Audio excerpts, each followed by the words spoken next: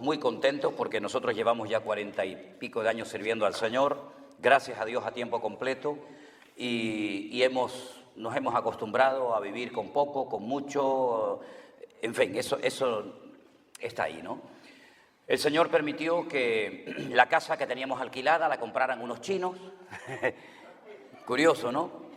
Pero la compraron unos chinos y el dueño nos dijo que nos daba 2 meses para marcharnos porque ya había vendido la casa.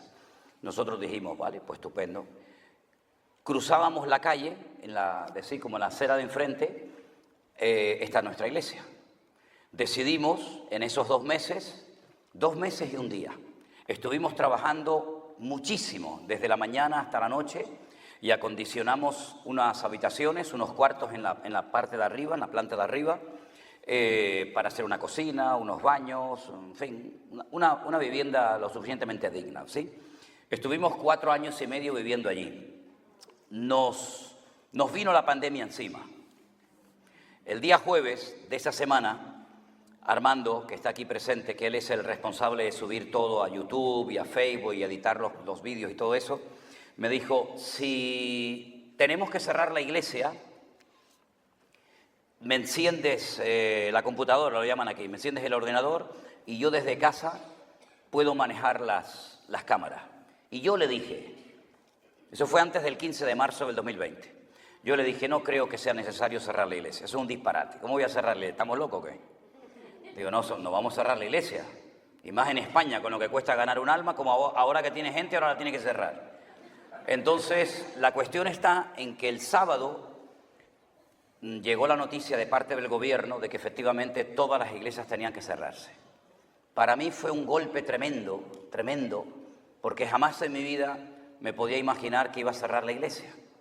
Pero como teníamos cultos los jueves y los domingos y además, para gloria de Dios, vivíamos dentro de la iglesia, dijimos, bueno, pues vamos a hacer los cultos igual.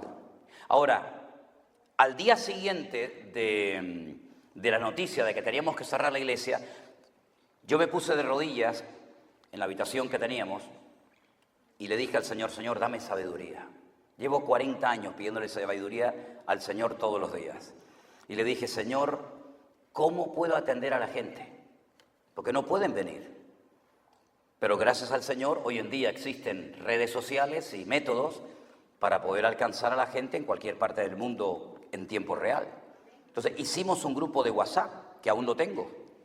Y con ese grupo de WhatsApp, desde las 11 de la mañana hasta la 1 del mediodía, estábamos toda la mañana con peticiones bíblicas, oraciones, devocionales, recetas de cocina. Sí, hacíamos de todo. Quiero que todos los hermanos de la iglesia hagan una obra de teatro en familia y la envíen, y tenemos que averiguar de qué personaje se trata. Fue un tiempo extraordinario, tiempo maravilloso. Pero no teníamos entradas económicas de ningún tipo, ni diezmos, ni ofrendas, ni nada. Pero como Dios nunca ha necesitado ni tu diezmo ni el mío para cuidar la obra, para mí no era ningún problema. Hay gente que está obsesionada con eso, ¿no? Los diezmos, las ofrendas, los diezmos. Como si Dios necesitara tu diezmo y mi ofrenda, fíjate tú. Entonces yo le dije al Señor, Señor, si esta obra es tuya, ahora tienes una oportunidad maravillosa para demostrar que es tuya cuidándola tú. Mira, una mañana me levanto y me encuentro yo 300 y pico mensajes de gente de todo el mundo, porque quiero confesarles algo, ya seguramente me han oído que lo he dicho en algún momento, varias veces, no muchas, pero 2 o 3 veces tuve la tentación de parar, porque yo no veía a nadie, yo predicaba sillas vacías. Y tuve la tentación de parar porque me venía el pensamiento a la mente de que nadie te está escuchando. Nadie está viendo esto.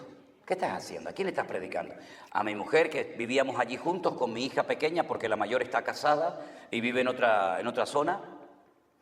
Pero a los pocos días me llegó un mensaje de una hermana que durante estos 2 últimos años nunca supe quién fue, pero ya sé quién fue. Porque la conocí en la iglesia bautista, una iglesia enorme que nos prestaron en Hialeah, en Miami, y esta hermana se me acercó. Esta hermana, sin saber lo que yo había pensado, me llega y me dice, hermano, si en algún momento pasa por tu mente el pensamiento de que nadie te está viendo, de que nadie está escuchando los cultos, quiero que sepas que es cuando más hay gente que te está viendo y escuchando. Aquello fue un revulsivo, me entró unas ganas de predicar y de servir al Señor allí, que yo predicaba como si tuviera miles de personas delante. Siempre me ha dado igual, si hay uno, le predico igual a uno que a 10.000, no hay ningún problema.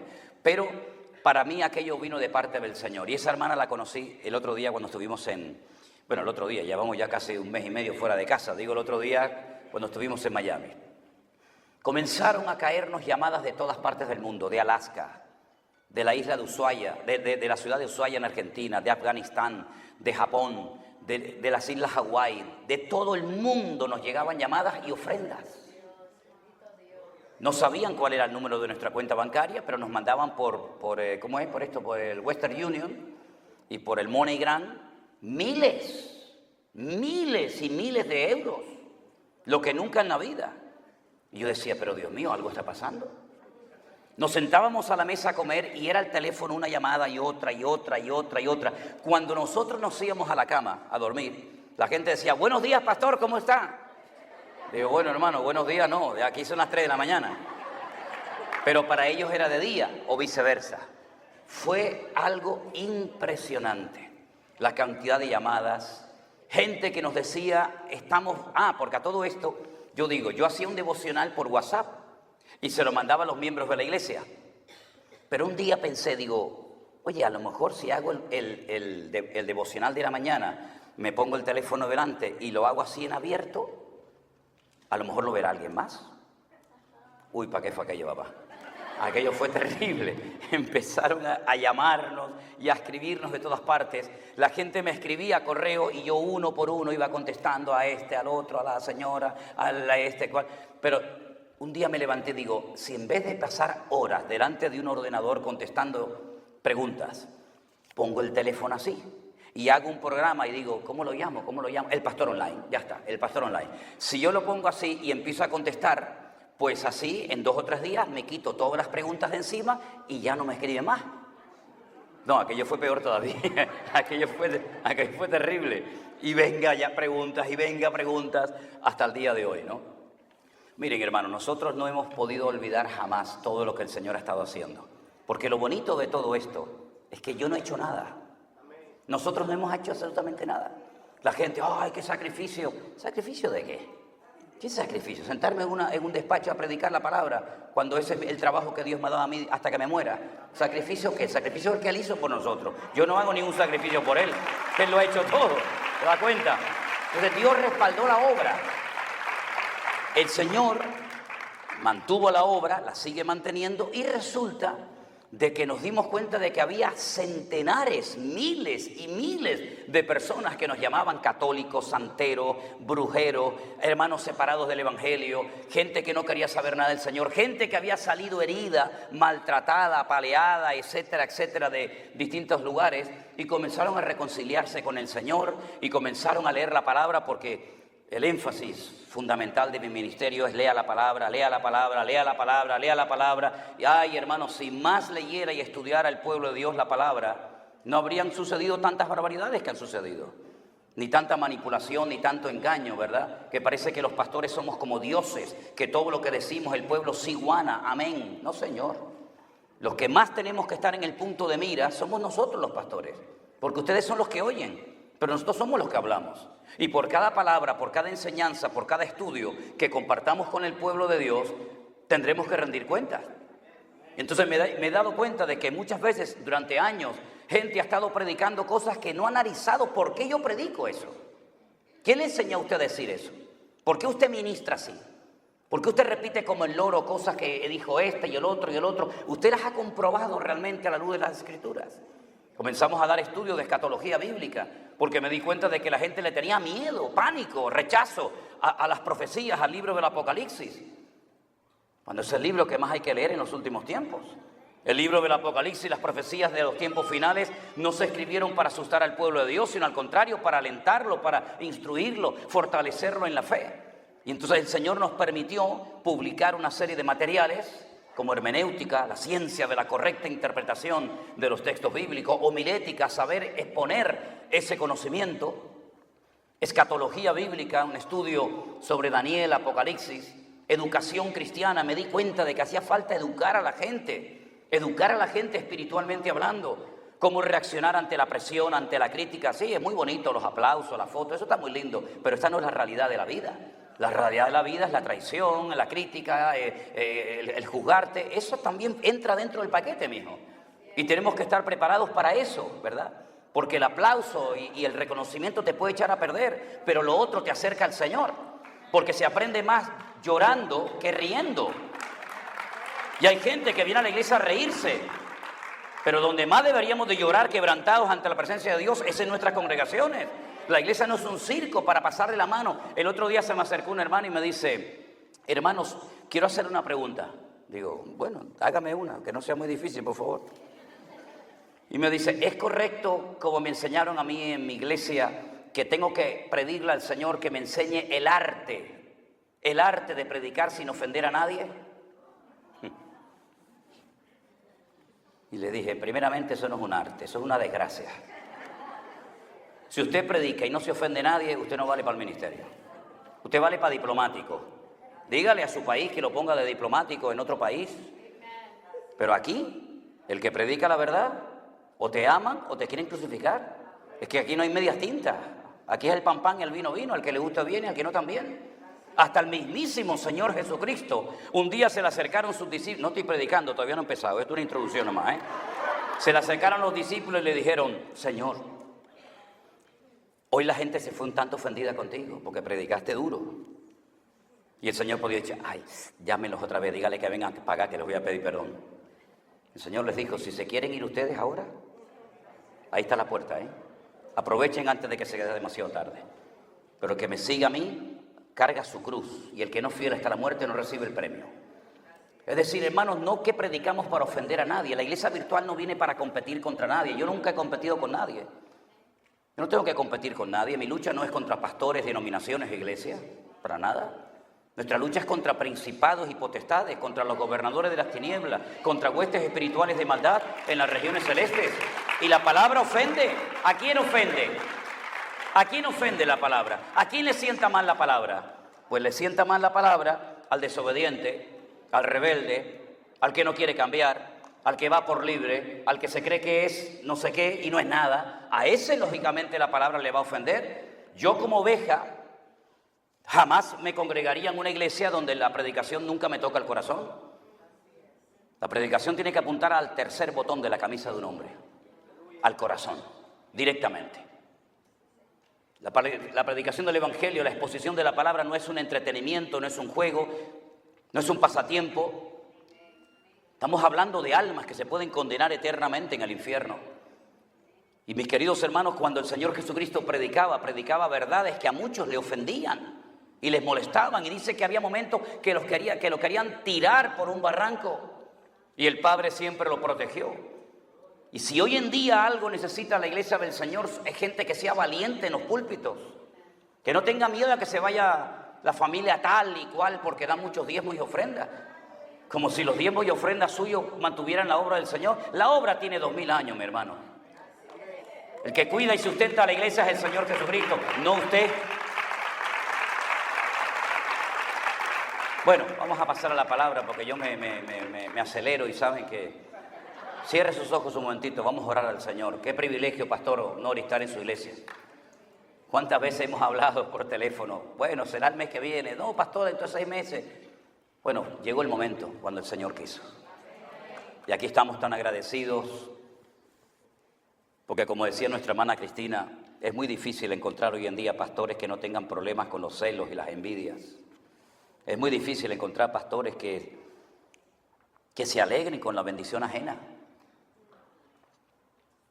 Y es que su bendición es la mía. Y su desgracia y su problema también es mío. Y yo me alegro mucho de que el Señor haya tocado el corazón de este hombre de Dios, su familia y sus colaboradores, para cedernos su congregación, como lo hizo hace unos días el pastor Arenas en California. Y yo creo que si algo está haciendo el Señor hoy en día es romper barreras, estructuras que nos han separado y distanciado durante años y no han servido para nada, sino para impedir que la iglesia crezca Y esa ha sido la puerta que el diablo ha utilizado para meterse en la iglesia, ya que la iglesia no se metió en el mundo se metió en la iglesia. Pero todo esto de estar los hermanos juntos en armonía es el poder más grande que existe, porque cuando la iglesia se une en torno a la palabra y en torno a la presencia del Señor, no hay hombre ni demonio que pueda destruir esa iglesia y esa obra de Dios. Gracias te damos por todo lo que estamos viendo, Señor. Gracias por todo lo que estamos disfrutando en este tiempo. Gracias, Dios mío, porque se está cumpliendo lo que tu palabra dice, que llegaría el tiempo en la historia de tu amada iglesia que tú enviarías hambre y no de pan, y sed no de agua, sino de oír y recibir la palabra de Dios. Y gracias, Señor, por permitirnos llegar hasta aquí. Gracias por todos los hermanos y hermanas que hemos conocido en este viaje. Y en esta recta final, en estos últimos días, en este país, Señor, te pedimos que tú sigas tratando y ministrando a tu amada iglesia. Y que tú hoy hables a nuestras vidas, porque tú sabes lo que nuestra vida necesita realmente. Ponemos todo en tus benditas manos, en el bendito nombre de Jesús. Amén. Si han traído su Biblia, mis queridos hermanos, y quieren seguir la lectura conmigo, en Romanos capítulo 5, este hermoso capítulo de esta profunda y maravillosa carta del apóstol Pablo, estaba dividido el capítulo 5 en dos grandes sesiones.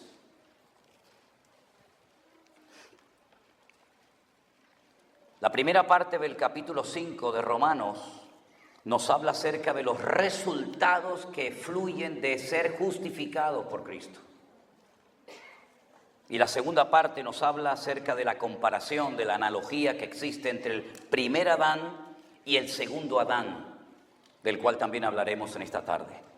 En el versículo 12 dice: por tanto, como el pecado entró en el mundo por un hombre, y por el pecado la muerte, así la muerte pasó a todos los hombres por cuanto todos pecaron.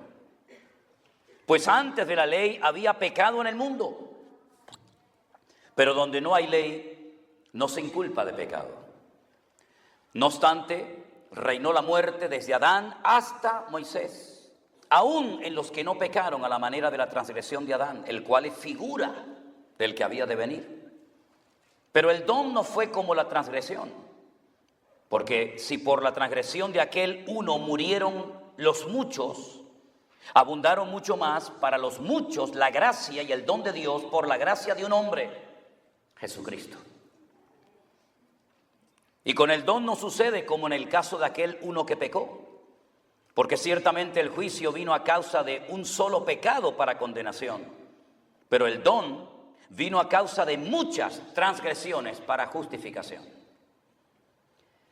Pues si por la transgresión de un solo reinó la muerte, mucho más reinarán en vida por uno solo, Jesucristo, los que reciben la abundancia de la gracia y el don de la justicia. Así que por la transgresión de uno vino la condenación a todos los hombres. De la misma manera, por la justicia de uno vino a todos los hombres la justificación de vida. Porque así como por la desobediencia de un hombre los muchos fueron constituidos pecadores, así también por la obediencia de uno los muchos serán constituidos justos. Pero la ley se introdujo para que el pecado abundase. Mas cuando el pecado abundó, sobreabundó la gracia. Para que así como el pecado reinó para muerte, así también la gracia reine por la justicia para vida eterna, mediante Jesucristo, Señor nuestro. ¿Cuántos dicen amén? Pueden tomar asiento, hermanos. Como bien saben ustedes, la Biblia no es un solo libro. La Biblia es una colección de libros. A lo largo de la historia se hicieron diferentes reuniones y concilios para decidir qué libros se incluían en el canon de las Escrituras y qué libros quedaban totalmente descartados. Y he dicho en varias ocasiones que ha habido sectores que a lo largo de la historia, a nosotros los evangélicos o protestantes, como nos llamaron en la Edad Media, se nos acusó de haberle quitado libros a la Biblia. Porque si usted compara la Biblia Nácar Colunga, que es la versión que habitualmente usan los católicos y la Reina Valera, que es la que generalmente utiliza el mundo evangélico, usted va a notar una diferencia de 7 libros. En nuestras Biblias aparecen 66 libros, 39 en el Antiguo, 27 en el Nuevo. Sin embargo, en la versión de la Iglesia Católica, la Biblia, que es una muy buena traducción, dicho sea de paso, incluso a veces mejor que la Reina Valera, ellos tienen 72 libros. Y uno pregunta, ¿y por qué la Biblia de ellos tiene más libros que la nuestra? ¿Será que a nosotros no nos interesa que la gente tenga acceso y sepa la información que fluye, que emana de esos libros? No, no es por eso. No es por eso. Fue en el siglo XVI, en Italia, en la ciudad de Trento, que se celebró un concilio. Y unilateralmente el Papa de turno decidió meterle 7 libros más a la Biblia. El canon del Antiguo Testamento lo había realizado, lo había escogido el pueblo de Israel a través de sus múltiples rabinos y siervos de Dios. Pero ya digo, en el siglo XVI, en el concilio de Trento, le metieron 7 libros más. El libro de Judith, que es una heroína del pueblo de Israel. El libro de Sabiduría, Tobías, Primera y Segunda de Macabeos, y así hasta llegar a 7 libros más. Pero todos y cada uno de los libros de la palabra de Dios, que formaron parte del canon real y original de las Sagradas Escrituras, que se mantiene hasta el día de hoy, se escribieron en diferentes estilos literarios. En la Biblia hay parábolas, hay profecías, hay hipérboles, hay metáforas, hay alegorías, incluso hasta una fábula, donde hay árboles que se hablan el uno al otro, ¿verdad? Animales que hablan también. Pero lo interesante de todo esto es que todos esos libros forman parte como de una unidad perfecta, porque la Biblia, al ser la palabra de Dios, refleja la esencia de Dios. La esencia de Dios es Ejad, es la unidad. Y aunque ese Dios se manifiesta y actúa de formas diferentes según el momento y el lugar, siempre cada una de las manifestaciones de Dios, sea en forma de Padre, de Hijo o de Espíritu Santo, siempre reflejan la unidad, la esencia de Dios, ¿verdad? Y por eso la palabra de Dios no tiene ni una sola contradicción. Son los indoctos, los ignorantes, los incultos, los que dicen que la Biblia es un libro lleno de contradicciones, y siempre les desafío y digo, hagamos un debate en público y decidme dónde están las contradicciones de la Biblia. Y jamás se presenta ninguno. Porque la Biblia no contiene errores, la Biblia no tiene contradicciones, la Biblia se interpreta a sí misma. La Biblia matemáticamente, y digo matemáticamente porque en el Antiguo Testamento las letras en hebreos equivalen a números, y los números son letras. Matemáticamente la Biblia es perfecta. Ya Isaac Newton, sin tener acceso a la computación, a la informática, ya él sabía, como judío que era, que la Biblia ocultaba una serie de mensajes que a él le eran inaccesibles debido a la falta de tecnología para poder penetrar y navegar en las páginas del texto original. Porque si me permiten el ejemplo, supongamos que fuéramos un día a una playa cualquiera. Si usted se mete en las aguas de ese mar, de ese río, de ese lago, usted se va a mojar y usted puede decir cuando le digan, ¿fuiste a la playa, te mojaste? Sí, estaba fría, estaba caliente el agua, no, estaba buena, estaba muy fría, estaba mala. Pero usted no vio absolutamente nada porque usted estuvo en la superficie. Pero si una persona se pone, no sé cómo lo llaman, unas gafas de estas de buceo con un tubo y unas aletas y profundiza un poco más abajo, va a ver mucho más que el que nadó en la superficie. Pero nunca olvidaré la experiencia que tuve cuando un amigo de allí, un vecino en Tenerife, instructor de buceo, insistió en llevarme a hacer el bautismo del mundo submarino y me pusieron todas esas cosas en la espalda y esos plomos y bajé allá abajo. Y la verdad es que impone, sobre todo la primera vez cuando lo haces, pero es impresionante. Es otro mundo. Ves allá arriba, ves a la gente allá arriba nadando y tú estás allá abajo y ves peces, ves cosas que si no vas preparado y te metes y profundizas, jamás los que nadan en la superficie podrán contemplar y disfrutar. Exactamente igual ocurre con el estudio de la palabra de Dios. Hay gente que está toda la vida en la superficie y son bendecidos y reciben palabra y aprenden, pero no profundizan. Tal vez por vagancia, tal vez por falta de motivación, por el motivo que sea, no profundizan en las páginas de la palabra de Dios. Y nos encontramos que muchas veces hay un mensaje superficial que uno lo interpreta, y no digo que lo haya interpretado mal, pero no le sacas el jugo al resto de lo que oculta ahí. Y voy a ponerles algunos ejemplos, si me permiten. ¿Se acuerdan ustedes cuando, por ejemplo, el pueblo de Israel ya en la época de Josué logró entrar en la tierra prometida? ¿Se acuerdan? 40 años atrás lo habían intentado y fue un fracaso. Y dice la Biblia que fueron castigados año por día. 40 años dando vueltas en el desierto, puesto que durante 40 días estuvisteis reconociendo la tierra de Canaán, y cuando volvisteis disteis un informe tan negativo, tan terrible, que trajisteis desánimo a todo un país. Durante 40 días la familia de Israel estaban esperando el retorno, no de los espías, porque no es la palabra espías la que aparece en el texto, sino la palabra exploradores.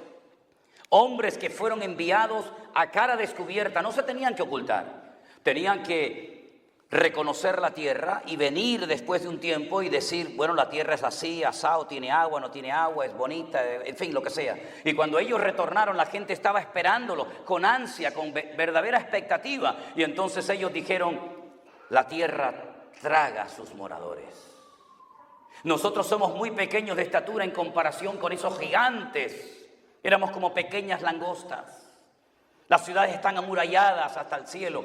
Y trajeron un informe tan negativo que dice la Escritura que toda la noche estuvieron llorando en las carpas, en las tiendas de campaña.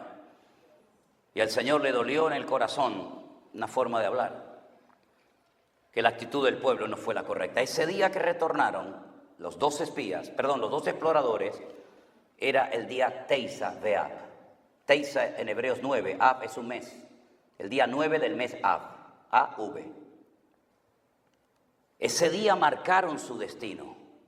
Se quejaron, hablaron mal de la tierra del Señor. Y si usted observa, todas las desgracias que le han ocurrido al pueblo de Israel siempre han ocurrido el día Teisa Beab. El día 9 del mes Ab, que a veces coincide en julio y a veces coincide en el mes de agosto. Cuando los españoles, Fernando Isabel de Castilla y Fernando de Aragón, firmaron la expulsión de España y tuvieron que dejar todas las posesiones atrás, la firmaron el día Teisa Beab. El día que Adolfo Hitler, junto con todos sus sátrapas, firmaron la solución final, el exterminio absoluto del pueblo de Israel, lo firmaron el día Teisa Beab. El día de la destrucción del primer templo de Jerusalén por las tropas de Nabucodonosor fue el día Teisa Beab. Y siglos más tarde, cuando Tito, el hijo del emperador Vespasiano de Roma, decidió arrasar y destruir el templo de Jerusalén, lo hizo el día Teisa Beab. Y así podría darle una lista de docenas de acontecimientos terribles. Por eso cuando se acerca ese día, los judíos tiemblan. Porque ese día hablaron mal de la tierra y el Señor como que les dijo, llorasteis sin motivo, motivos os voy a dar a lo largo de la historia para que lloréis con razón. Marcaron su destino. Y cuando logran entrar por fin, una generación después, a la tierra prometida, solamente habían sobrevivido de aquellos que salieron de Egipto 2 personas, como usted sabe bien, Josué y Caleb. El nombre Caleb es muy interesante, se pronuncia Caleb para hablar de una persona, se pronuncia Keleb para hablar del perro. Si dice Keleb, está llamando al perro. Si dice Caleb, está llamando a una persona. Es la unión de la palabra Kol, Lev. Kol, todo, Lev, corazón. Al perro se le llama en hebreo todo corazón. Y cuando ese viejito ya avanzado en edad le dice a Josué, bueno, yo he sobrevivido. Yo he sido fiel, yo no hablé mal de la tierra. Yo incluso dije 40 años atrás que los enemigos estaban derrotados, que nos lo comeríamos como el pan. ¿Cuál es la porción de tierra que me toca? Y Josué le dijo, elige tú. Y le dice, dame ese monte. Dame ese monte y esa ciudad que está allá arriba. Y le dijo, pero ahí viven los gigantes. Los gigantes, los hijos de Anac. Los que tenían 24 dedos en el cuerpo, los que eran enormes. Y Josué dijo, dame esa tierra. Y cuando usted lee ese texto superficialmente, usted dice, bueno, los gigantes, los hijos de Anac. No, pero espérate un momento. ¿Quiénes estaban enterrados en Hebrón? Abraham y Sara, Isaac y Jacob, Rebeca y Jacob. No, Abraham y Sara, Isaac y Rebeca, Lea y Jacob. Son los gigantes de la fe. Y a esos gigantes se refería la palabra. Pero eso usted no lo va a ver en español nunca en la vida. Tiene que profundizar como el submarinista baja a las profundidades del agua para poder extraer, o como el minero que baja a los profundos de la tierra para extraer los diamantes, el oro o lo que quiere encontrar. ¿Se da cuenta? La palabra de Dios es mucho más profunda de lo que leemos cada día. Y por eso a veces una letra, simplemente una letra, Shibolet, Sibolet, mataron a miles de personas. Diga Shibolet. Sibolet, no, diga Shibolet, no sé, Sibolet. Entonces este no es de lo nuestro, córtale la cabeza. Y esa letra que tenéis ahí arriba, la segunda, la que es así, que es, no, la H no, la segunda, que es la letra Shin, que significa diente, esa letra, si usted pone un punto arriba a la derecha, es Shin. Y si pone el punto a la izquierda es Sin. Por un punto murieron miles de personas. Por un punto. Es decir, no hay nada que sobre en la Biblia. Todo tiene una razón de ser. Esos nombres y nombres y nombres y nombres que aparecen, haga un estudio de lo que significa cada uno de esos nombres. Mire si se comportaron de acuerdo, en consonancia al significado de su nombre. Sí, la Biblia es un libro extraordinario, maravilloso. Y el apóstol Pablo, inspirado evidentemente por el Espíritu Santo, observó lo que hizo Adán y lo que hizo el Señor Jesús. Y trazó un paralelismo entre ellos. Y dijo, el primer Adán lo estropeó todo. Todo lo que se perdió en el primer Adán lo podemos recuperar en el segundo Adán, que es el Señor Jesús. El primer hombre, lo primero que recibe como parte del trato de Dios, del orden de Dios para su vida, es que le ponga nombre a los animales. Dios creó los animales, pero no les dio nombre. ¿Se lo vas a poner tú? Míralos, estúdialos, analízalos, mírales la esencia y conforme a lo que tú interpretes por la sabiduría que yo te he dado, le pones el nombre hasta el día de hoy. Todas y cada una de las estrellas que conocen los astrónomos y que las estudian en los centros científicos, todas tienen nombre en hebreo. Todas tienen un nombre en hebreo. Después le han puesto otro nombre científico, pero cada estrella tiene un nombre hebreo. Por eso aquellos que estaban en lejanas tierras interpretaron, leyeron las estrellas y dijeron, ha nacido el rey de los judíos. Porque no estrella, sino su estrella hemos visto en el oriente. De ahí después el diablo quiso utilizar ese arte que ya no se usa hoy en día para manipular la vida de la gente con los famosos signos del zodíaco, que es la peor cosa que usted se puede imaginar. ¿De qué signo eres? ¿Y a usted qué le importa qué signo soy? Eso no sirve para nada. Eso es todo mentira, es manipulación, es engaño. Es un papel que imprimen, ¿verdad?, por un programa informático, pero mañana con ese papel usted puede hacer lo que quiera. Pero la palabra de Dios es matemáticamente perfecta. El Señor le dice, Dios habiendo hablado de muchas formas y de muchas maneras a nuestros padres en los pasados por los profetas, en estos postreros días nos ha hablado por el Hijo. El texto dice en Hijo. Nos habló en Hijo, se vistió, Dios se vistió de Hijo. Y habitó entre nosotros y vimos su gloria, gloria como el unigénito del Padre, ¿verdad? Ahora fíjese qué interesante, cuando Dios creó al hombre, le dijo que le tenía que poner nombre a las cosas. Y le puso nombre a todos los animales, incluso a los que estaban debajo del mar. ¿Y cómo lo hacía? Porque Adán era un ser perfecto. No tenía ningún tipo de limitación. Era el reflejo de la gloria de Dios. Estaba creado a la imagen de Dios, no en cuanto a aspecto físico. Así como Dios es Padre, Hijo y Espíritu Santo, el hombre es espíritu, alma y cuerpo. El hombre era lo más parecido a Dios en cuanto a capacidades, no en cuanto a aspecto físico. Porque Dios no tiene cara, no tiene mano, no tiene ojos. Esos son antropomorfismos, es una figura literaria, ¿verdad?, que se emplea para dar a entender su omnisciencia, su omnipotencia, etcétera, etcétera, ¿verdad? Entonces, cuando Adán terminó ese laborioso trabajo, poniéndole nombre a los pájaros, poniéndole nombre a los peces, poniéndole nombre a los mamíferos. Se dio cuenta de que Dios había creado en parejas. Dios había creado el varón, la hembra, el macho y la hembra, pero a él no, a él lo creó solo. Y entonces dice que no se le encontró ayuda idónea para Adán. ¿Qué le parece?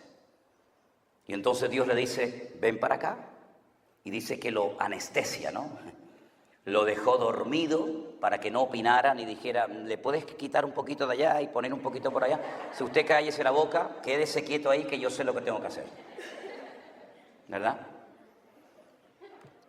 Y entonces cuando Dios llamó al hombre, a ese hombre lo llamó Adam. 3 letras, Aleph, Dalet, Men, Adam.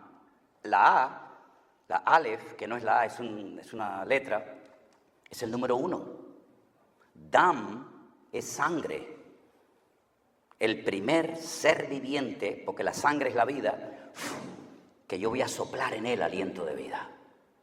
Y lo llamó Adán porque hay 2 palabras en hebreo para hablar de tierra.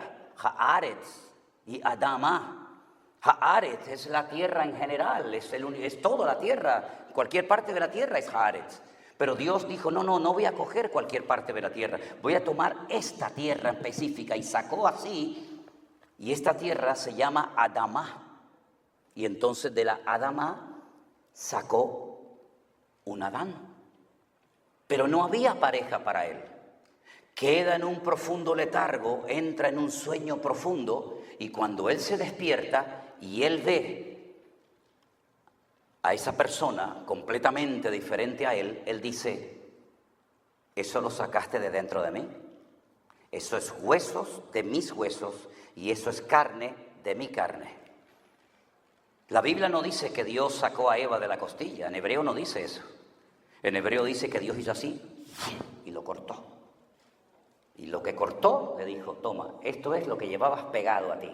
Ahí lo tienes. Eso de la costilla eso no dice nada de eso en hebreo. Y entonces, en ese momento había un hombre y una mujer, un varón y una varona. A él se le llamaba Adán, el primer ser viviente con el aliento divino. Pero a ella no le puso nombre Dios. No le puso nombre, dijo, varona. Tú eres el varón y ella es la varona. ¿Quién le puso nombre a la mujer? Se lo puso él, y después vais a ver el error terrible que cometió. No sé por qué se ríe. Aún no le he dado la explicación. Cuando Dios le dijo al hombre, tú te llamarás Adán, pero tú eres varón, porque no hay 3 sexos, No hay 3. ¿Usted es varón o es hembra? Eso de que 3, antropomórfico, hermafrodita, que yo soy un hombre en el cuerpo de una mujer, esos son cuentos chinos, eso es todo mentira. Eso es todo mentira. Eso es lo que nos quieren enseñar esta gente.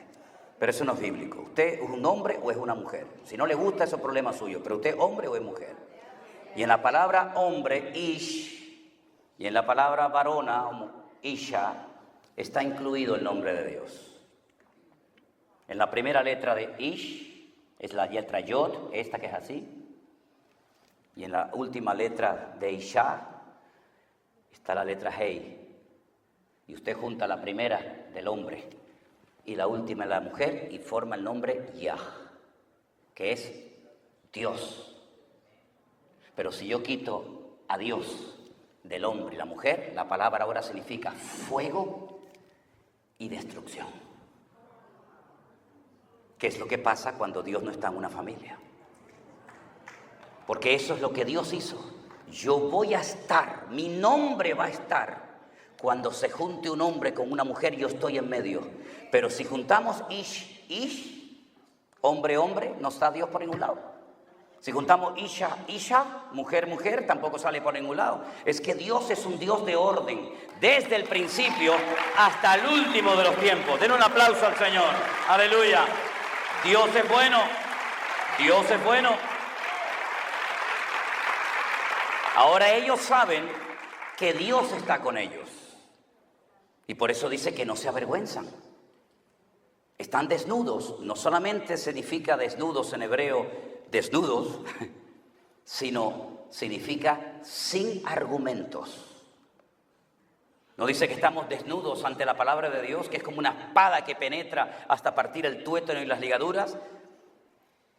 Estamos desnudos, no tengo argumentos para pelear contra Dios. ¿Por qué? Porque estoy en armonía.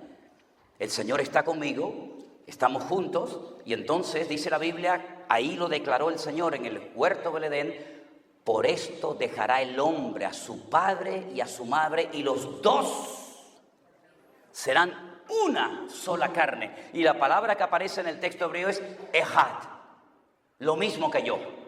¿Qué es ejad? Escucha, Israel, el Señor nuestro Dios uno es. Shema Israel, Adonai, Eloheinu, Adonai, ejad. Si tú te juntas a tu marido y tú te juntas a tu esposa, seréis basar ejad, seréis una sola carne. Igual que yo, ustedes también lo harán.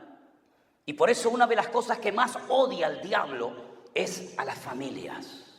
Y más a las familias que llevan el sello, la marca, la presencia de Dios en sus hogares. Por eso hemos visto en los últimos años cantidad de divorcios en las iglesias. Incluso de gente que se para en un púlpito a predicar. ¿Qué va a predicar usted, caballero? Si no le funcionó en su matrimonio, ¿va a funcionar en el mío? ¿Quién le da a usted credibilidad? El cartel, el título que le dieron en el seminario, eso no vale para nada. La credencial que me dio el presbítero, eso no vale para nada. El diablo no reconoce títulos ni credenciales de ninguna índole. El diablo lo que ve es si usted está en orden y la presencia de Dios le avala y le respalda. Olvídese, no, es que la chaqueta, la corbata, eso no vale para nada. Aquí tiene usted o no tiene usted el respaldo de Dios. Entonces, mi querido hermano, cuando usted ve a Pablo que le está escribiendo a Timoteo, que es un pastor que está empezando en el ministerio, le dice: oye, si en la iglesia hay algún hombre, alguna persona que desee servir al Señor, pues buena obra desea. Pero espérate un momento. El obispo, requisito 1, hospedador. No dado al vino. Que no sea un neófito. Sobrio. Y le da una lista de 19 requisitos. Y uno que le dice es que tenga a sus hijos en sujeción. En otras palabras, demuestre usted que lo que usted predica le funciona en la casa y después se para aquí a decirle a la iglesia. Pero primeramente aplíqueselo usted en su casa. Al diácono, hospedador, no dado al mucho vino, marido de una sola mujer, sobrio, prudente, que tenga a sus hijos en sujeción. Porque el que no sabe gobernar su casa, ¿cómo pretende gobernar la iglesia del Señor? ¿Se da cuenta cómo el Señor le da una importancia tremenda a la familia? Hoy en día esto es un relajo. Ahora estoy con esta, ahora estoy con la otra. Oye, el pastor, no, ya no están juntos. ¿A qué no están juntos? No, ahora está con otra hermana. Y la otra mujer, no, ahora está con otro pastor. Pero ¿qué cosa es esta, muchacho? Esto es un relajo, esto es un circo. Y después, ¿qué le vamos a decir al mundo? Pónganse primeramente ustedes en orden para después salir a las calles a decirle a la gente lo que tienen que hacer. ¿Se da cuenta? Entonces, cuando llega el momento, Adán y Eva ya tienen a Dios en su esencia, en su relación como marido y mujer. Perfecto. Pero hay un momento en el que se produce un distanciamiento entre él y ella. Porque el día que Satanás tentó a Eva, a la mujer, ¿dónde estaba el hombre? ¿Cuántas personas han perdido el matrimonio por atender a los demás? ¿Dónde está su marido? No, está viajando en la India. No, está en Pakistán. No, está ganando almas en España. No, se fue a Europa. Sí, pero ¿y la mujer y los hijos? No, estoy atendiendo la obra del Señor. Pues el que cuida la viña ajena y descuida la suya, dice la Biblia que el que descuida de los suyos es peor que un incrédulo y ha negado la fe. Lo dice la palabra de Dios. Ay, amigo, este hombre predica duro. Bueno, ya sabes, ahí está la puerta. Entonces, escúcheme bien, mire.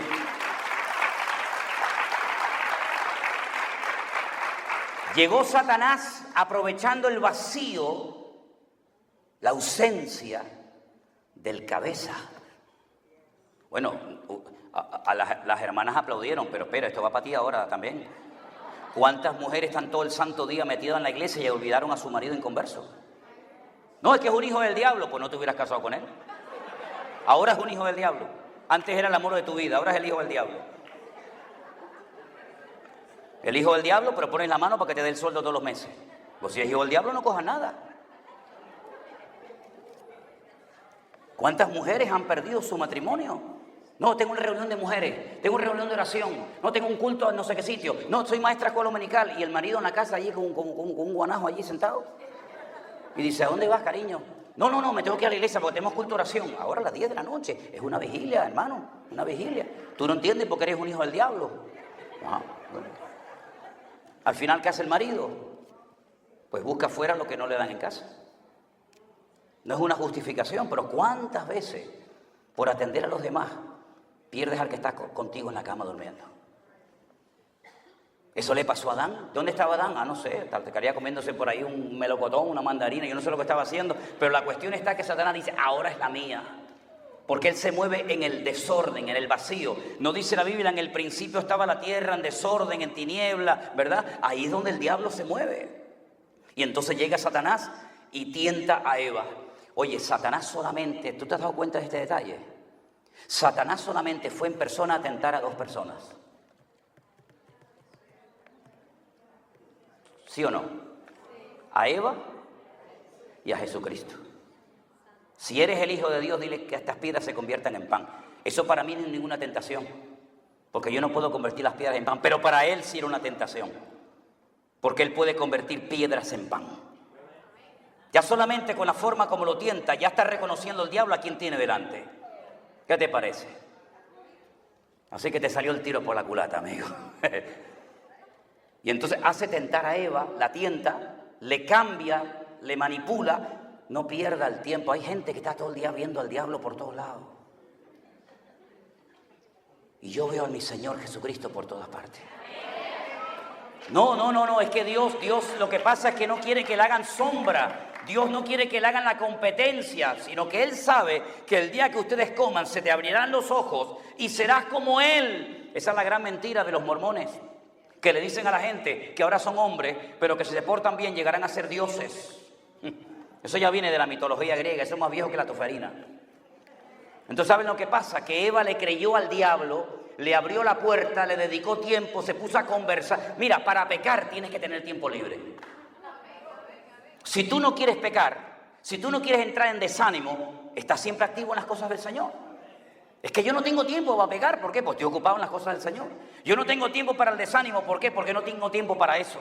Pero ella tenía demasiado tiempo libre, que fue uno de los grandes problemas y carencias de Sodoma y Gomorra. La ociosidad, la abundancia, la prosperidad excesiva y el demasiado tiempo libre. Entonces Satanás dijo, ahora que tienes tiempo libre, ahora que estás aburrida, ahora que estás lejos de tu marido, ahora se metió y la hizo caer en pecado. Y entonces para hacer caer a Eva, tuvo que ir Satanás en persona. Para hacer caer al tontorrón de Adán con la mujer fue más que suficiente. ¿Qué poder tienen ustedes, muchachas? Tremendo. Y entonces resulta que te das cuenta de que fue Adán el que le puso el nombre a su mujer. Dios le había dicho, ella es Isha, es varona. Y tú eres Adán, que eres un Ish, eres un hombre. Pero ahora resulta de que llega la palabra en el capítulo 3 de Génesis, versículo 20, y dice, y llamó Adán el nombre de su mujer Eva, por cuanto ella era madre de todos los vivientes. Madre de todos los vivientes, y no había tenido ni uno. Pero ya está diciendo que va a ser madre. Por eso cuando dice en hebreo, madre de todos los vivientes, en hebreo dice, em kol hay. Em, madre, kol de todo, hay, de todo viviente. Ahí el diablo le vino un dato. Va a ser madre de todos los vivientes. Luego van a haber más, no solamente Adán y Eva, van a haber más. Primer dato que ya le soltó al otro sin necesidad. Segundo, llamó a Adán el nombre de su mujer Eva. En hebreo el nombre para Eva es Jayá. Jayá. No dice Eva, dice Jayá. 3 letras, la Hei, la Yod, la He, la Yod y la Hei. ¿Saben lo que significa la primera letra del nombre Jayá? O mal traducido por Eva. Het, ¿saben lo que significa? Pecado. Ya le marcó que le va a dar lugar al pecado. Y estamos en un momento muy importante donde vemos en el Génesis que está Dios por un lado, está la mujer por otro, está Adán por otro y está Satanás por otro. Y ya le ha llegado la información a Satanás de que va a ser madre, pero va a engendrar con pecado a los próximos seres vivientes. Y para colmo de Satanás, que se puso tremendamente nervioso, llega el Señor y le dice a la mujer que pondrá enemistad entre la simiente de Satanás y la simiente de la mujer.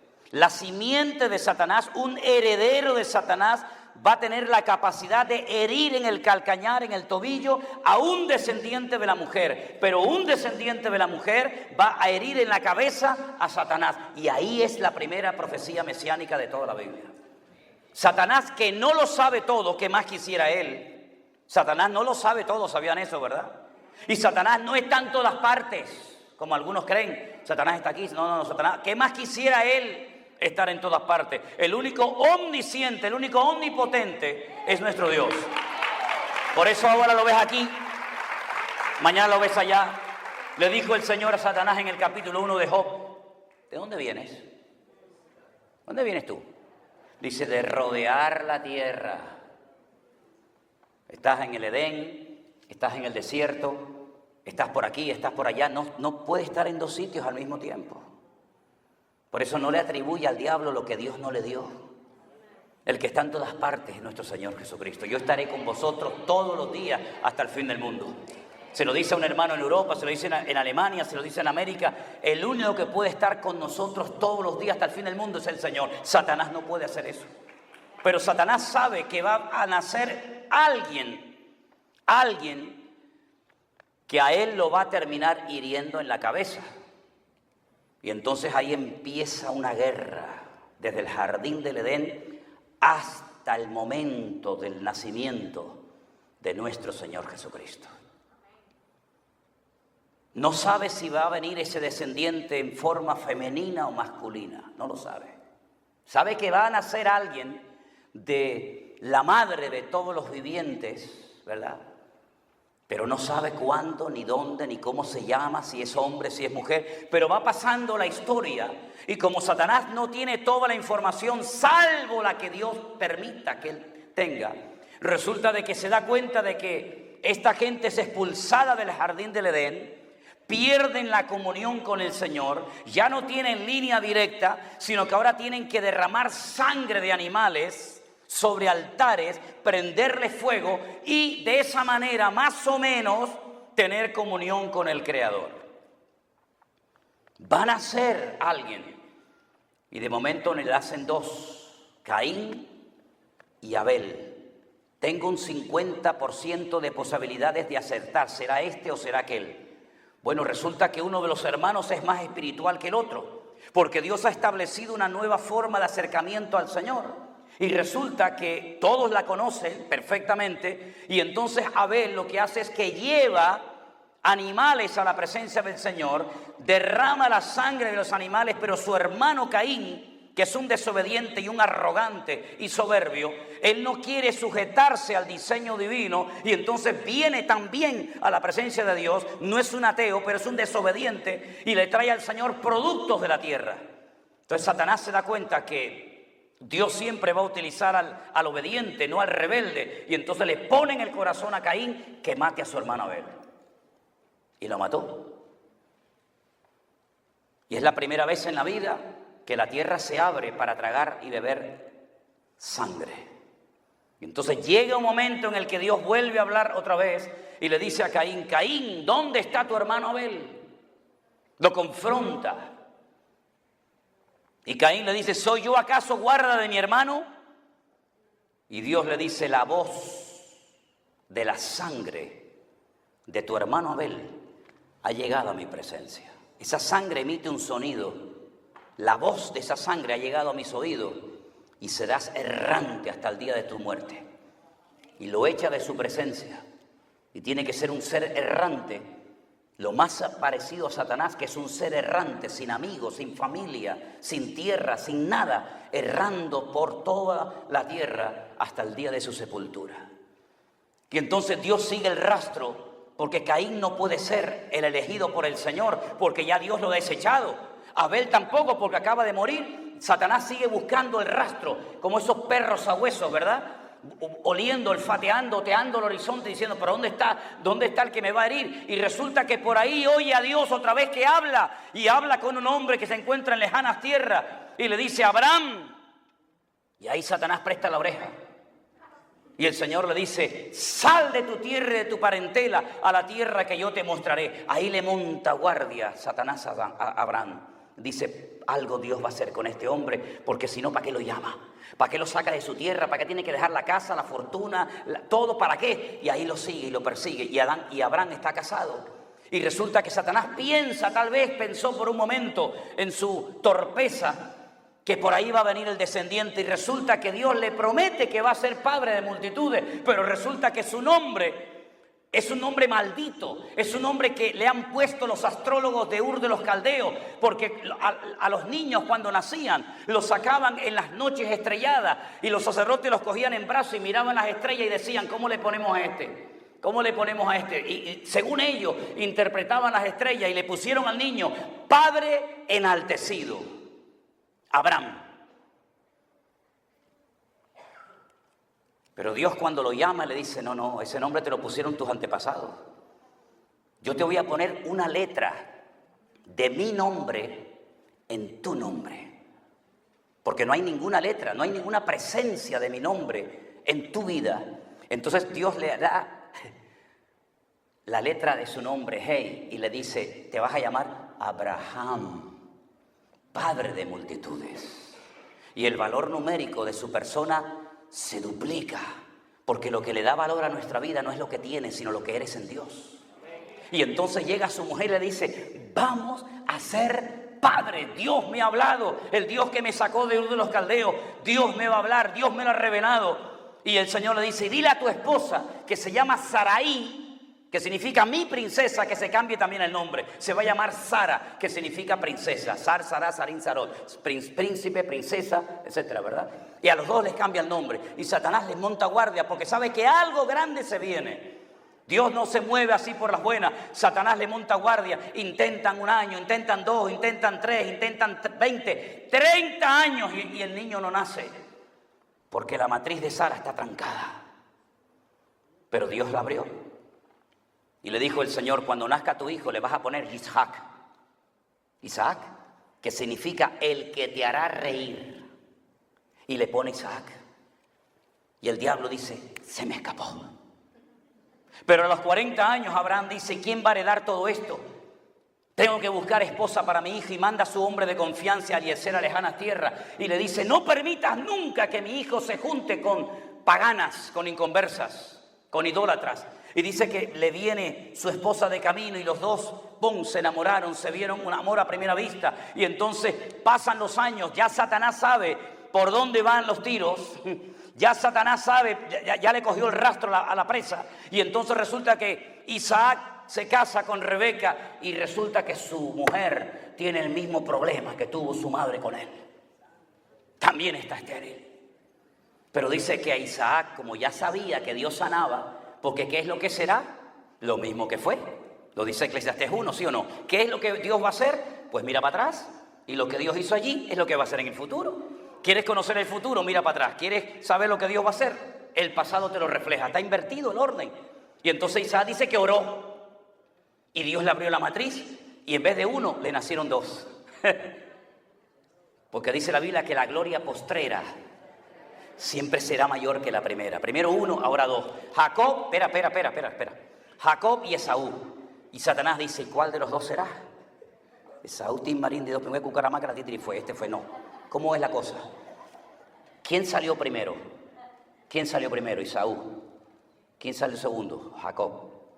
El que sale primero, entró el último. Si yo tengo una botella y meto una piedra, y encima de la piedra meto otra, la segunda sale primero que la primera. El primogénito es el que no salió primero. Salió el que no tenía que salir. Por eso el otro lo enganchó así. Lo enganchó. Y por eso él se llama Jacob, porque tiene un gancho. El gancho de Jacob lo enganchó. Y le dijo, no, me toca a mí. Y ahí hubo guerra. Y entonces había una guerra tan grande que la madre se va a orar y le dice, Señor, Dios mío, se están matando. Esto es una guerra aquí adentro, Dios mío, pero ¿esto qué cosa es? Y el Señor le dijo, que llevas dos pueblos allá adentro, y el mayor servirá al menor. Y entonces ella va y se lo dice a su marido, pero su marido, que perdió todos los sentidos, se quedó ciego, se quedó sin olfato, confundió el tacto. Resulta de que tienen que hacer una artimaña y Jacob se lleva la bendición. Y resulta que se casa y tiene ahora 12. Más difícil todavía para el diablo. Ahora se me escapó. ¿Y ahora cuál de los 12 es? Y en el lecho de la muerte, Jacob dice, vengan que les voy a profetizar lo que va a pasar con vuestras vidas en el futuro. Y coge a uno, coge a Leví y a Simón, le dijo, lo que ustedes hicieron en Siquén, mi alma no estaba allí. Nosotros le prometimos salvar la vida a los hombres de Siquén y ustedes a mis espaldas subieron y hirieron a todos los hombres cuando habían sido circuncidados, lo cual quiere decir que se habían convertido. Y ustedes los asesinaron a todos. Yo no tengo nada que ver con ustedes. Y coge a uno y le dice una cosa y le dice una a otro, y coge a Judá y le dice, ven para acá, Judá. No es el primogénito, pues coge a Judá y le dice, tú llevarás el cetro de mando a mi pueblo Israel. Y todos te obedecerán y todos te seguirán a ti. Ahí tiene un dato importante el diablo. El diablo dice, es un varón de la tribu de Judá. Ya lo tengo. Ya lo tengo. Ya no va a ser un levita, no va a ser un benjaminita, no va a ser uno de Aser, de Neftalí. Ya sé que va a ser de la tribu de Judá. Ya lo tengo localizado. ¡Wow! Tremendo. Llegan a Egipto. Y el faraón dice, por mandato del diablo, mata a todos. Caín mató a uno, mató al 50%. Tú coges a todos los varones y mátalos a todos. ¿Qué te parece? Como el diablo también va paralelamente con Dios. Llegan los días del nacimiento del Mesías y vuelve otra vez otro rey pagano llamado Herodes a sentir en su corazón el anhelo, el impulso diabólico de mata a todos los niños menores de 2 años. Pero de lejanas tierras vinieron magos de Oriente, cargados con oro, incienso y mirra, para que sus padres se pudieran ir 2 años al extranjero, cerrando su negocio, cerrando todo, y poder sobrevivir en Egipto. Y el Señor guardó a su hijo hasta que se cumple la profecía que dice, de Egipto llamé a mi hijo. Y el Señor lo trae. Y cuando nace, y toda esta historia que yo les estoy relatando la pueden ver en Apocalipsis capítulo 12, donde hay una mujer que está embarazada y tiene 12 estrellas, ¿verdad?, en su cabeza, y está sobre la luna. Los sueños de José, ¿se acuerdan? Son la luna, las estrellas. Y dice que está a punto de dar a luz y está el dragón está buscando a quien devorar. Dice, porque ella va a dar a luz a uno que va a regir a todas las naciones de la tierra con vara de hierro. Y se refiere al nacimiento milagroso de nuestro Señor Jesucristo. Satanás, por un lado, tratando de obstaculizar la obra de Dios, pero por otro lado nació el Rey de Reyes y Señor de los Señores, porque la obra de Dios nadie la puede detener. Bendito sea Dios, aleluya. Dios nunca pierde ninguna batalla, aunque parezca que perdió. Y por si alguien llegara a pensar en su época, bueno, pero Señor, tú te vas a la gloria, aquí nos quedamos nosotros, ahí están los romanos, allí están los griegos, por allí están enemigos que nos odian. Nosotros no tenemos internet, no tenemos barcos, no tenemos aviones, no tenemos emisoras de radio, no tenemos nada, Señor. Somos la escoria, la basura, los excrementos, como dice el texto griego, del mundo. Nadie nos quiere. En un lugar nos pisotean, en otro sitio nos encarcelan, en otro sitio nos crucifican. Pero el Señor le dijo, pero yo estaré con vosotros todos los días hasta el fin del mundo. Y yo rogaré al Padre para que os envíe el Consolador, para que esté con vosotros para siempre. Y si tienen miedo, no se preocupen, recibiréis poder cuando haya venido sobre vosotros el Espíritu Santo. Y me seréis testigos en Jerusalén, Samaria, Judea y hasta lo último de la tierra. ¡Aleluya!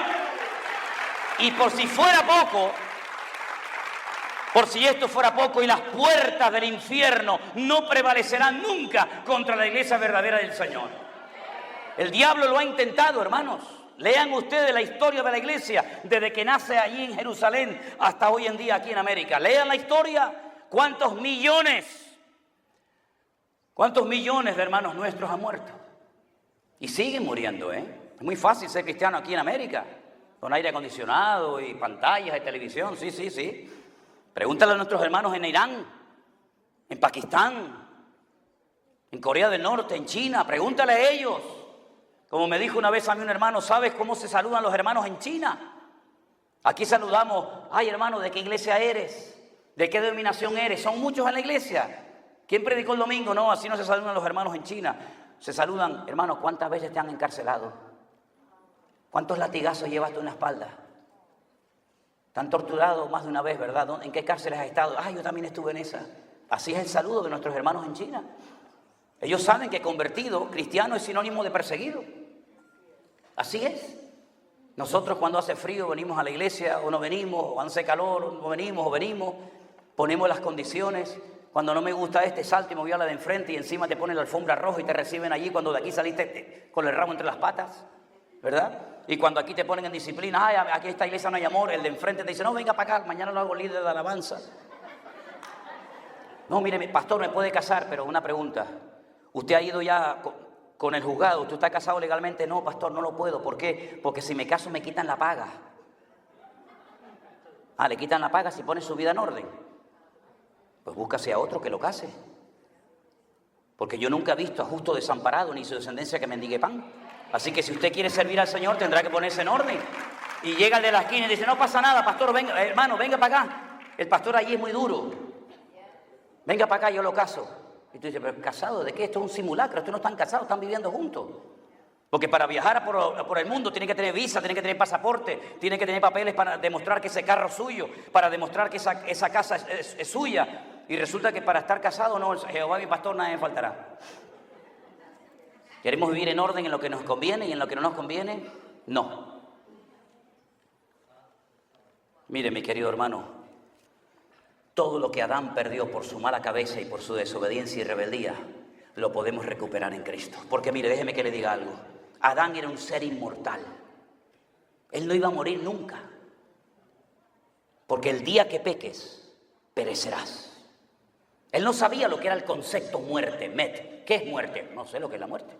¿No sabe lo que es la muerte? Ven para acá. Mira quién está tumbado en el suelo. Con un charco de sangre, con la cabeza partida en dos. ¿Sabes quién es ese? Uy, dices, a ver, ¿qué le pasa? No se mueve. Uy, ¿qué le pasa? Eso es lo que yo te dije que te iba a pasar. Eso es muerte. Ah, eso era la muerte. Eso es la muerte. Pero sabes que a ti por dentro te ha pasado lo mismo. Porque no solamente se muere de muerte. No solamente se muere porque me quitan la vida. También se muere cuando tu espíritu se desconecta de la fuente de la vida, que es Dios.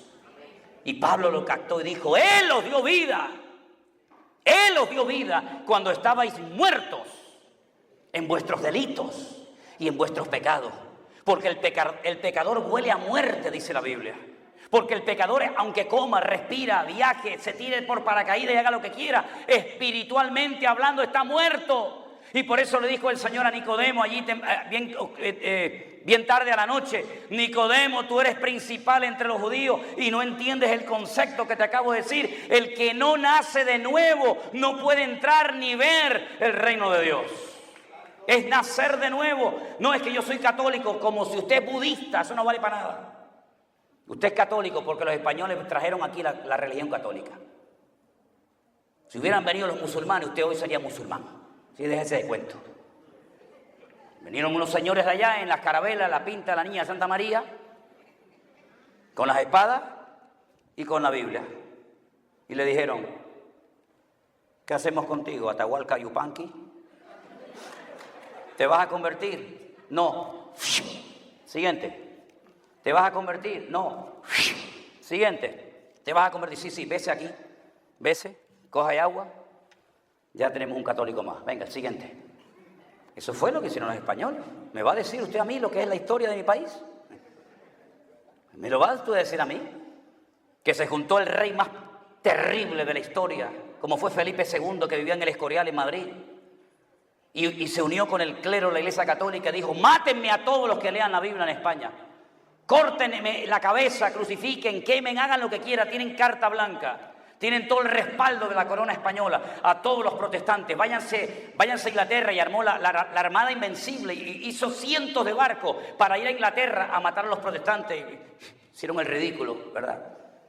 Vayan a Holanda, vayan a los Países Bajos, todo eso era de España, Italia, todo California, medio Estados Unidos era de España, pero ¿a base de qué? A base de una religión corrupta que venía con la espada y encima, si te mueres te quito todo y me lo llevo para España. ¿Por qué? Porque estaban allí en la miseria. ¿Por qué? Porque habían expulsado a los judíos, que eran los que manejaban el dinero, la plata. Y entonces los expulsaron a los judíos. ¿Y ahora cómo vivimos los reyes? ¿Cómo vivimos? Bueno, pues vamos a las Américas, nos traemos las cosas y además decimos que hemos evangelizado a un continente. Serán desgraciados estos. Terrible, esa es la historia. Esa es la verdadera historia. Y vaya usted a la Plaza de Colón, en el centro de Madrid, donde hay una bandera gigante de España. Y hay un museo que se llama Museo de los Tormentos de la Santa Inquisición. Y allí están los aparatos, cómo les tiraban el cuerpo y le arrancaban los brazos, las piernas, cómo torturaban a las mujeres, cómo le metían gatos vivos en las vientres a las mujeres. Eso fue lo que hizo esa religión pagana y perversa. Me vienen a mí ahora con el cuento de que no, yo soy católico. Usted es católico porque le forzaron a ser católico, no porque usted eligió esa religión. Cristo no es una religión. Cristo no viene a traer una presión sobre su vida. Él viene con amor. Él murió por usted en la cruz del Calvario. Y Él viene para darte vida y vida en abundancia. Bendito sea Dios. Bendito sea el Señor. Aleluya. Cristo no era católico. Cristo no era católico. Cristo nunca fue a misa. Nunca comió la hostia. Nunca comulgó. Nunca hizo Padre Nuestro. Nunca. Ni la señal de la cruz. ¿Se acuerda qué? Y por mi culpa. Dios te salve María. El Señor nunca hizo eso. Nunca, jamás. Nunca. Ah, y el rosario. Espérate, las bolitas. 10 bolitas, el Padre Nuestro, 4. Jesús no era católico. Ah, sería María. Tampoco. María no era católica, mijo. Y San José tampoco. Y no lo bautizaron de chiquito. No, señor. ¿Por qué? Porque eran judíos. Y los judíos lo que hacen es que le cortan el prepucio al niño a los 8 días. Lo circuncidan. La Iglesia Católica nació en el siglo V después de Cristo, porque un emperador romano, un tal Constantino, dice que iba a la guerra, y dice él, yo creo que le fue un reflejo que le dio, y dice que vio una cruz en el cielo que dijo, por esta cruz vencerás. Y dice, ay, pues entonces perseguir a los cristianos, lo que voy a hacer es convertirme al cristianismo. ¿Y qué fue lo que hizo? En Italia empezó y convirtió todas las iglesias paganas de Roma en iglesias cristianas. Por eso los curas se visten así, como los sacerdotes de Babilonia. Y por eso llevan aquí una cosa así, porque eran los que adoraban al sol.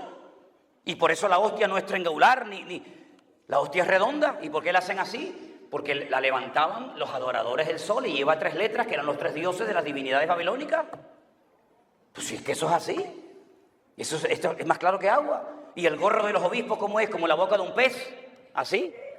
El dios Dagón, donde pusieron el arca a los israelitas y que se cayó el dios Dagón delante de él. Todo eso tiene una historia y tiene una explicación. Y entonces dijo, ¿esa estatua de quién es? No, esa es la diosa Artemisa o Diana de los Efesios. Ah, vamos a hacer una cosa. Vamos a partir de hoy llamarla María. Y ahí empezó el culto a María. Le cambió el nombre de Diana de Artemisa y ahora es la Virgen María. ¿Qué te parece? Y su madre, que estaba loca como una cabra, Elena, se fue a Jerusalén. Elena, no, esto es historia. Mire, esto no está bien, yo se lo voy a contar la historia. Se fue a Jerusalén y llegó Santa Elena, fíjate, era un demonio terrible, pero Santa Elena. Llegó Elena y dijo, ¿y por qué hay tanta gente en este edificio? ¿Y esto qué es este edificio tan terrible? Y dice, no, esto lo levantaron los griegos, aquí adoraban a Júpiter, aquí han hecho sacrificios humanos. ¿Así? Esto es un lugar de paganismo terrible. Dijo, a partir de ahora, aquí crucificaron y aquí resucitó el Señor Jesucristo. Así, ¿por qué? Porque lo digo yo, punto. Vete a Jerusalén y te vas a dar cuenta que hay miles y miles y miles de personas que encima de una lápida así de mármol se revuelcan ahí y llevan muñecos y camisas y los niños los pasan así. ¿Por qué? Porque hace 1500 y pico de años una señora dijo que allí había sido crucificado el Señor Jesucristo en el monte de la calavera. ¿Y la calavera dónde está? ¿Y el monte? No, pero el monte es un lugar importante, dijo ella. Ah. ¿Y la túnica con la que envolvieron a Jesús? Hay que adorar la túnica. Y las sandalias. Uy, las sandalias del maestro, tráiganlas para acá. Y las espinas de la corona, tráiganlas para acá. Y los clavos de la cruz, tráiganlos para acá. Muchachos, y con todas las espinas y clavos y maderas que han sacado, podríamos hacer el arca Noé 30 veces más. Y en España, en la Catedral de Oviedo, hay un cáliz de oro que dice que tiene 3 gotas de leche de la Virgen María. Agárrate. Y nos llaman locos a nosotros. Hermanos queridos, de ahí nos sacó el Señor.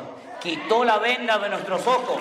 Y ahora Jesucristo, que es el Señor de señores y Rey de reyes, al Señor tu Dios adorarás y a Él solo servirás. Fuerte ese aplauso al que vive y a su nombre. Y a su nombre. Gloria a Dios. Ese es nuestro Dios, mi hermano. Mire. Déjame 5 minutitos más. 5 minutitos más, que estoy animado. Mira. Cuando yo entendí, cuando a mí se me predicó por primera vez en mi vida el Evangelio, yo no me lo creía. Yo digo, no puede ser, esto no puede ser. Yo decía, esta gente existe, ¿dónde estaban esta gente? Me regalaron una Biblia el primer día que fui a la iglesia. Yo nunca en mi vida fui salesiano, fui marista, toda la vida católica, de colegios de curas buenos, porque mi papá en aquel tiempo quiso gastarse el dinero no sé para qué, en colegios buenos, pero me llevaron a colegios buenos. Y entonces me regalaron una Biblia, esta gente de las iglesias evangélicas, y entonces yo hice así, ¡pac!, y la abrí. Mira tú qué cosas tiene la vida. Que empecé a leer. Amén. Y habló Dios estas palabras diciendo, yo leí en aquel momento así, yo soy Jehová tu Dios, que te saqué de la tierra de Egipto, de casa de servidumbre. No entendía nada qué era eso de Egipto, de servidumbre, no entendía nada. Pero esto sí lo entendí. Yo dije, ¿cómo? No tendrás dioses ajenos delante de mí. No tendrás dioses ajenos. No te harás imagen ni ninguna semejanza de lo que está arriba en el cielo, ni abajo en la tierra, ni aún debajo de las aguas. No te inclinarás a ellas ni las honrarás, porque yo soy el Señor. Y yo me asusté cuando leí esto, digo, esto no puede ser.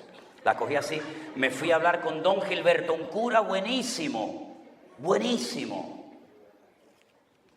que siempre me aprobaba, aunque era terrible. Y me dice, ¿qué te pasa, Sierra? ¿Qué te pasa? Digo, don Gilberto, mire, fui el domingo a una iglesia evangélica y esta gente me regaló una Biblia. Y resulta que la abrí por Éxodo capítulo 20, los 10 mandamientos, y no me coinciden, no me cuadran. El catecismo católico, yo me sabía todos los mandamientos y los sacramentos y todo eso, no me cuadran los 10 mandamientos, sobre todo los 3 primeros no me coinciden. Amarás a Dios sobre todas las cosas y a tu prójimo como a ti mismo. No dice eso el catecismo, pero aquí no dice eso. Eso lo dice en otro sitio, pero no aquí. ¿Y sabes lo que me dijo don Gilberto?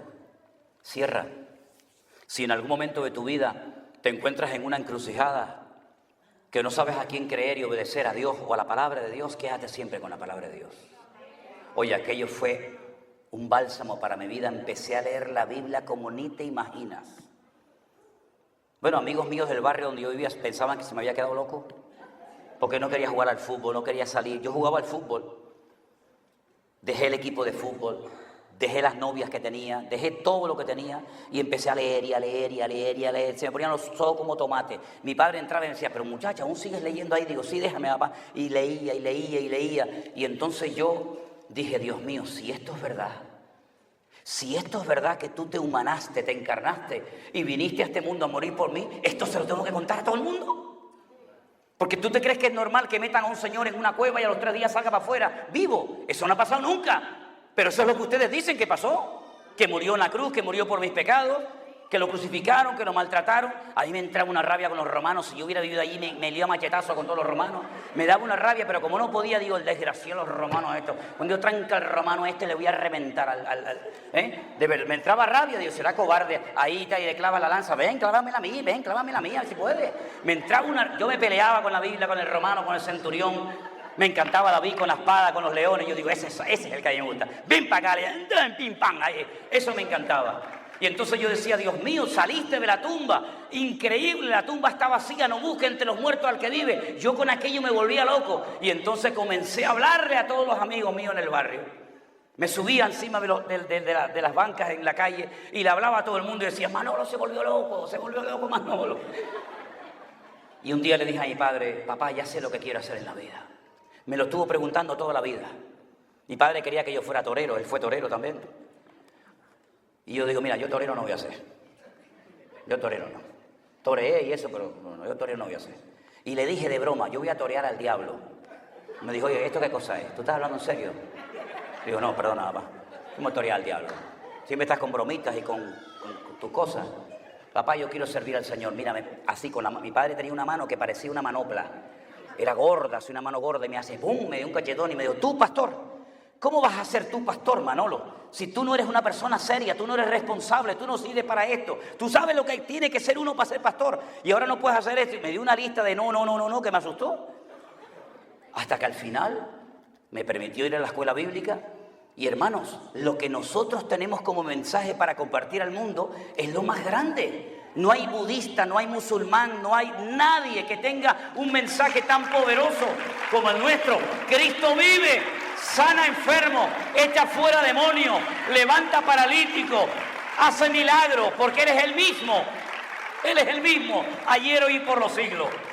Entonces, amada iglesia, cuando llegó el confinamiento, ¿cómo no le voy a predicar a sillas vacías? Me da igual a sillas, a paredes o a lo que haga falta. Y ahora, después de 2 años, el Señor nos permite ponerle cara a esos numeritos que yo veía en la pantalla.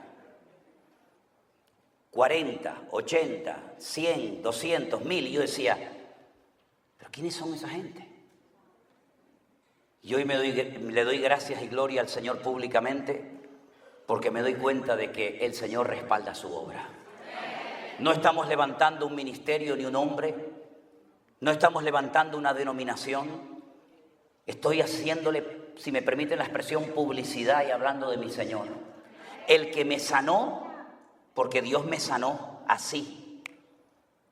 ¿Puedo contar mi testimonio brevemente? Durante toda mi vida, estoy a gusto, voy a ir para abajo. Mira, toda mi vida, desde que yo tengo uso de razón, desde chiquitito, a mí se me cerraba la nariz, hacía